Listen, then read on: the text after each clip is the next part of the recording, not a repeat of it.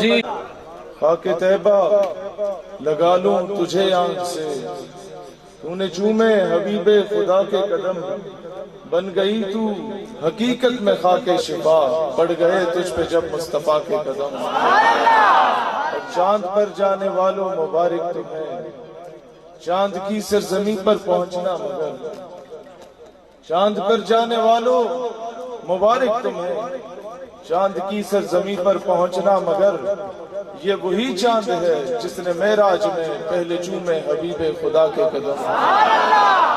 اور ادلو منی کی پیاری نداؤں میں جب گزرے عرش معلیٰ سے محبوب رب، حکم آیا کہ اے عرش تو بادب، چوم لے آج خیر الورا کے قدم۔ دوستان ذی وقار، میرے آقا کریم صلی اللہ علیہ وآلہ وسلم جب اپنے امتی پر احسان فرماتے ہیں تو اسے تحفے میں عشق رسول عطا کرتے ہیں، اور عشق رسول کمایا نہیں جاتا، یہ بارگاہ نبوی سے عطا کیا جاتا ہے۔ اور پھر میں اکثر اپنے نوجوانوں کو کہتا ہوں کہ ہر عاشق رسول اپنے اپنے انداز میں، اپنی اپنی ہمبل کیپیسٹی میں اپنے عشق کا اظہار کرتا ہے۔ اب کوئی اڈیالے کی جیل میں جا کے اپنے عشق کا اظہار کرتا ہے، کوئی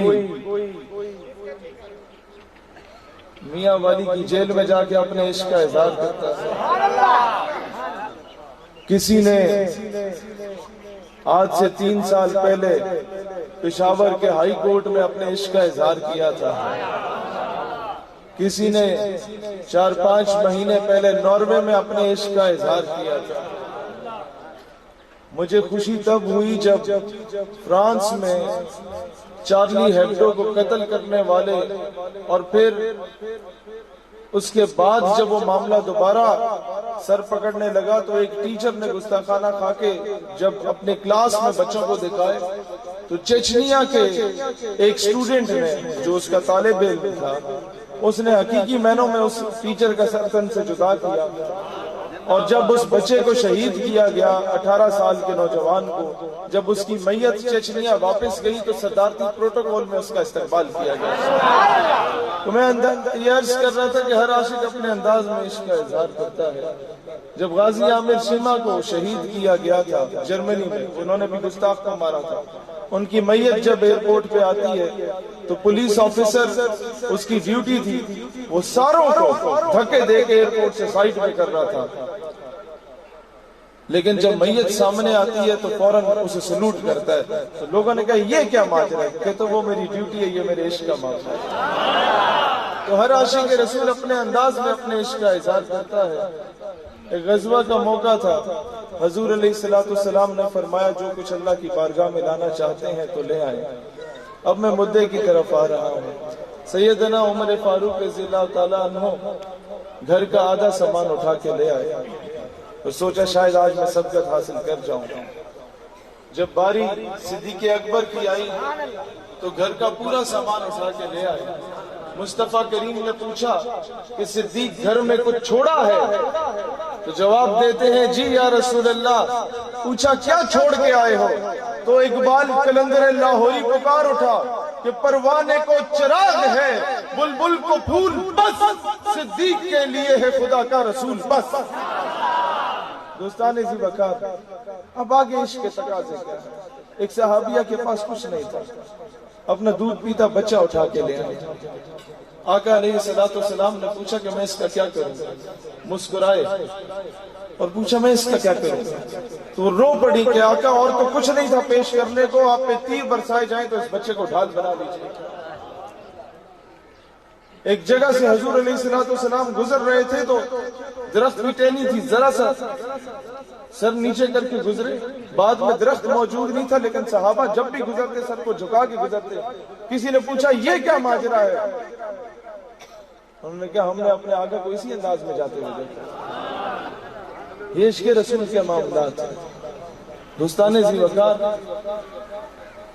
اب معاملہ یہ ہے کہ آج کے دور میں کچھ مسخروں کو خریدا جاتا ہے، اور ایک ایسی اسلامی ریاست جو پوری امت مسلمہ کا مرکز و محور ہے، کیونکہ وہ ایک واحد نیوکلیئر سٹیٹ ہے۔ آپ جب ایٹمی قوت بنے تھے تو موروکو سے لے کے انڈونیشیا تک جشن منایا گیا تھا۔ وہ فلسطین کا بچہ کنکر اٹھا کے اسرائیل کو نشانہ بنا کے کہتا تھا کہ میرے ہاتھ میں یہ کنکر نہ دیکھو، پاکستان میں موجود ایٹم بم دیکھو۔ وہ یہ کہتا تھا کہ نحنو ابناء المسلمین وکلنا صلاح الدین، کہ ہم سب مسلمانوں کی اولادیں اور ہم میں سے ایک ایک بچہ صلاح الدین ایوبی ہے۔ ان سب کی امیدوں کا مرکز پاکستان تھا۔ تو پاکستان کو ڈیسٹیبلائز کرنے کے لیے چند میراثیوں کو، چند گھٹیا لوگوں کو اور نیچ لوگوں کو خریدا جاتا ہے کہ وہ اس ملک میں فرقہ واریت پھیلانے کے لیے صحابہ کی شان میں گستاخی کریں۔ دوستان ذی وقار، جب وہ ناکام ہوئے بلوچ کارڈ کھیلنے میں، وہ ناکام ہوئے سندھی کارڈ کھیلنے میں، وہ ناکام ہوئے سرائکی کارڈ کھیلنے میں، یا پنجابی کارڈ کھیلنے میں، یا پشتون کارڈ کھیلنے میں، ملک کو تقسیم کرنے میں، اس قوم کو تقسیم کرنے میں، تو انہوں نے فرقہ واریت کو پھیلانے کا ایک ارادہ کیا۔ لیکن میں ہمیشہ سے ایک بات کہتا ہوں کہ آپ کو پریشان ہونے کی ضرورت نہیں ہے۔ گنبد خضرا میں رسول اللہ صلی اللہ علیہ وآلہ وسلم کے دائیں اور بائیں جو ہستیاں موجود ہیں، وہاں پر صرف درود پہنچ سکتا ہے، کسی کتے کے بھونکنے کی آواز نہیں پہنچ سکتی۔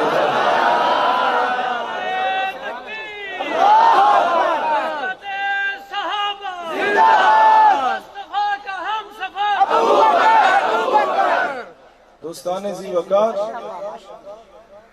میں حیران ہوتا ہوں کہ لوگ یہاں بیٹھ کے کیوں پریشان ہوتے ہیں۔ کسی کے اس طرح کی حرکت کرنے سے ایسی ہستیوں کی شان میں کوئی فرق نہیں پہنچتا۔ اس کی ایک مثال ہے کہ حضور علیہ السلام جب غار میں تھے اور وہ ایک سوراخ تھا جہاں سے سانپ کے آنے کا خدشہ تھا، تو سیدنا صدیق اکبر رضی اللہ تعالی عنہ نے وہاں پر اپنا پاؤں رکھ دیا، ایڑی مبارک رکھ دی، اور سانپ آیا، اس نے ڈسا، وہ کالا ناگ اسے کہا جاتا ہے، وہ آج بھی ڈسنے کی کوشش کرتا ہے، لیکن آپ کو فکر کی ضرورت نہیں ہے، رہتا وہ صدیق کی ایڑی کے نیچے ہی ہے۔ لہذا آپ لوگوں کو نمبر 1 کبھی بھی کسی کو موقع نہیں دینا کہ وہ فرقہ واریت کو پھیلائے۔ امت کو متحد کرو، حضور کے غلاموں کو متحد کرو، اور کسی ایسے مسخرے سے پریشان ہونے کی ضرورت نہیں ہے۔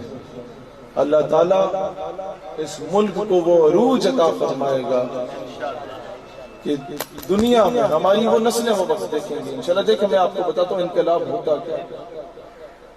ہم جب بھی کوئی احتجاج کرتے تھے نا، تو اکثر جو سامنے پولیس والا ہوتا تھا اس کے بچے ہماری صفوں میں موجود ہوتے تھے۔ ایک بار ایک انکوائری کھلی تو وہ انکوائری کرنے والا آفیسر بار بار ہنس پڑتا تھا، غصہ کرتے کرتے ہنس پڑتا تھا، یار میں تمہیں کیا بولوں کہ میرے گھر میں بچے تمہاری ویڈیوز دیکھتے ہیں۔ میں کہتا ہوں یہ انقلاب ہے۔ تو لہٰذا اپنا ایک جدوجہد جاری رکھو، اور وہ وقت دور نہیں ہے کہ ہماری نسلیں وہ وقت دیکھیں گی جب انشاءاللہ آپ کے تعلیمی نصاب میں مسٹر چپس کی جگہ صلاح الدین ایوبی پڑھایا جائے گا۔ ہماری نسلیں وہ وقت دیکھیں گی جب آپ کے تعلیمی نصاب میں بتایا جائے گا کہ ملالہ قوم کی بیٹی نہیں ہے، قوم کی بیٹی ڈاکٹر عافیہ صدیقی ہے۔ ہماری نسلیں وہ وقت دیکھیں گی جب اس قوم کو بتایا جائے گا کہ مصطفیٰ کمال اتاترک مسلمانوں کا ہیرو نہیں، مسلمانوں کا ہیرو سلطنت عثمانیہ کا عثمان غازی ہوا کرتا تھا، یا سلطان عبد الحمید ہوا کرتا تھا۔ یہ کیوں ہوگا؟ کیسے ہوگا؟ آپ کہیں گے کہ معاشرہ اتنا مغرب زدہ ہے۔ ہمیں تو گاؤں دیہات میں اپنے نظریے کے لوگ ملتے ہیں، بڑے بڑے شہروں میں بڑے بڑے بزنس ٹائکونز جو ہیں وہ تو مغرب کے پجاری ہو گئے ہیں، تو کیسے انقلاب آئے؟ یہ قدرت کا قانون ہے کہ every action has a reaction. College terminology use ہوتی ہے کہ ہر عمل دا کوئی رد عمل ہوندا ہے. وہ کیویں ہوندا ہے کہ جدوں فرعون آندا ہے تو وقت موسیٰ بھی آندا ہے. جب ابرہہ دے لشکر آندے نے تو پھر ابابیلیں بھی آتی ہیں. جب مسیلمہ کذاب آتا ہے تو پھر صدیق اکبر بھی آتا ہے. اور جب مرحب آتا ہے تو حیدر کرار بھی آتا ہے. جب گاندھی آتا ہے تو محمد علی جناح بھی آتا ہے. جب وہ مرزا قادیانی آتا ہے تو مہر علی بھی آتا ہے. اور جب راشپال آتا ہے تو علم الدین بھی آتا ہے. جب سلمان تحصیل آتا ہے تو ممتاز قادری بھی آتا ہے. پشاور کے ہائی کورٹ میں کوئی اور جھوٹی نبوت کا دعوے دار آتا ہے تو غازی فیصل خالد بھی آتا ہے. اور یاد رکھیے گا جب امریکہ آتا ہے تو ملا عمر مجاہد بھی آتا ہے. شان محمد مصطفیٰ، عظمت ناموس رسالت، عظمت صحابہ، جناب شہید حیدر سیالوی صاحب. یہاں ہمارے بہت پیارے فرشتے بھائی تشریف لاتے ہیں. اکثر ایسے پروگراموں میں تو آتے ہی وہ، تو ان کو میں دو چیزیں صرف سمجھانا چاہتا ہوں کہ آپ جس کو رپورٹ بھیجیں گے اسے یہ دو چیزیں لازمی بتائیے گا کہ میں کراچی سے جب گزر رہا تھا تو پشتونہ کے ایریا سے گزرا تو وہاں ملا عبد الغنی برادر اغوان مجاہدین میں سے جو تھے، مجھے بتایا گیا کہ ان کو یہاں سے پکڑا گیا، اریسٹ کیا گیا اور داڑھی سے نوچ کے امریکہ کے حوالے کیا گیا. تو میں مسکرایا. میں نے کیا گیا تھا، آج کیا ہے؟ وہ ثابت قدم رہا؟ کہتے جی رہا. تو میں نے کہا آج کیا ہوا؟ کہتے ہیں سیالوی صاحب آج تو امریکہ اس کے گٹوں میں بیٹھے کہ مذاکرات کر لو بابا. میں نے کہا اب بھی سمجھ نہیں آئی. اللہ کو پامر دیے، مومن پہ بھروسہ، ابلیس کو یورپ کی مشینوں کا سہارا.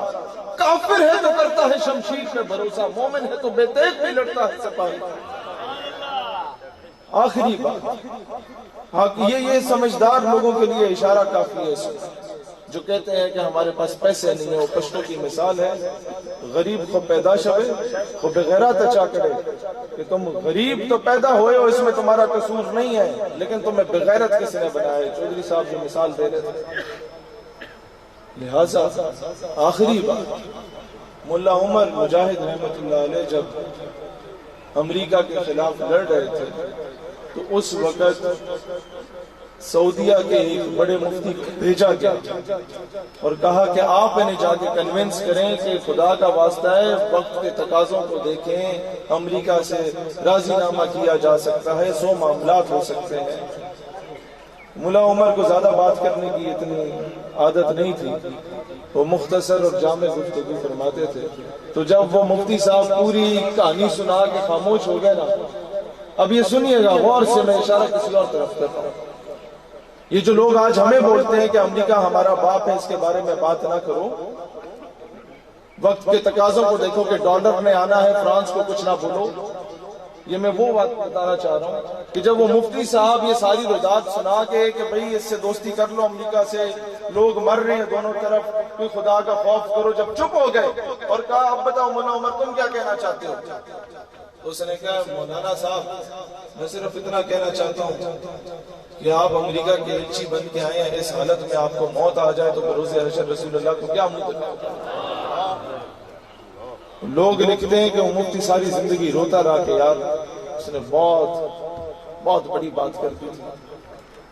تو آج ایف اے ٹی ایف کی مد میں آستانوں کو، مدرسوں کو، مسجدوں کو جس طریقے سے قابو کرنے کی بات کی جا رہی ہے، اگر وہ چیزیں میں کھول کے آپ کے سامنے رکھ دوں تو آپ لوگوں کو حیرت ہوگی یا شرم آئے گی کہ آپ لوگوں نے کن ڈھگوں کو اپنے اوپر مسلط کر دیا ہے کہ اب آپ کو وہ کچھ مسجد سے بتایا جائے گا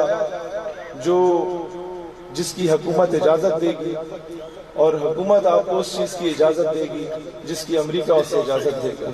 یہ قرض بہت گندی چیز ہوتی ہے۔ کشمیر کی آزادی تبھی ممکن ہے ہم قرضوں سے نکلیں، اور اس کے لیے سب سے پہلی بات یہ ہے کہ خان صاحب کو اپنے 300 کنال کا بنی کالا کا پلاٹ بیچنا ہوگا اور قومی خزانے میں جمع کرانا ہوگا۔ اس کے بعد اس کے پاس یہ جواز ہوگا کہ وہ نواز شریف کے رائے ونڈ کے محل اور زرداری کے بلاول ہاؤس کو بیچ کے قومی خزانے میں جمع کرائے۔ میں قسم کھا کے کہہ سکتا ہوں جب یہ خود یہ کام کریں گے تو قوم کی بیٹیاں اپنے زیور بیچنے کو تیار ہوں، اور انشاءاللہ وہ وقت دور نہیں جب بیت المقدس کو فتح کرنے کے لیے پہلا لشکر روانہ ہوگا تو ہمارے پاکستان کا لشکر ہوگا۔ صرف اپنی جدوجہد کو جاری رکھیں۔ پاکستان ہمیشہ زندہ باد۔ پاکستان کا مطلب کیا؟